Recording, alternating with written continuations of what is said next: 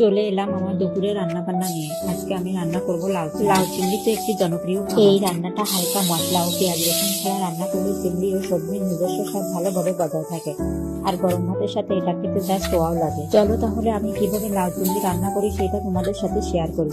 প্রথমে আমি কড়াইতে তেল গরম করে কেটে রাখা আলুগুলো একটু হলুদ লবণ দিয়ে ভেজে নিয়েছি। কেউ কেউ আবার এই রান্নাতে আলু ব্যবহার করে না, কিন্তু আমি করি। সবজিতে দেওয়া আলুটা খেতে আমার বেশ ভালোই লাগে। তারপর কড়াইতে আর একটু তেল দিয়ে হালকা করে চিংড়িগুলো হলুদ লবণ দিয়ে ভেজে নিয়ে সেই তেলে কেটে রাখা লাউ দিয়ে একটু লবণ, টমেটো আর কাঁচা লঙ্কা দিয়ে কষিয়ে নিয়ে গরম জল অ্যাড করে। আর তাছাড়া লাউ থেকে এমনিতেই জল বের হয়, তা দিয়ে সবজি সেদ্ধ হয়ে যায়। তাই আমি ওই 1 কাপের মতো জল অ্যাড করেছি। আগে থেকে ভেজে রাখা আলু চিংড়িগুলো সবজিতে দিয়ে ঢাকনা দিয়ে ঢেকে দিয়েছি সেদ্ধ হওয়া পর্যন্ত। তারপর সেদ্ধ হয়ে গেলে নামিয়ে নিয়ে ফোড়নের জন্য কড়াইতে তেল দিয়ে তেলটা একটু গরম হলে তাতে ডালের বড়ি ভেজে সবজিটা দিয়ে দিই। ওই 2-4 মিনিট জাল করে শুকিয়ে এলে একটু নাড়াচাড়া করলে তৈরি আমার সহজ রেসিপি লাউ চিংড়ি। ছিল আলু মিষ্টি কুমড়ার একটা সবজি, লাল শাক ভাজি। আজকে দুপুরে রান্না কেমন হলো জানিও।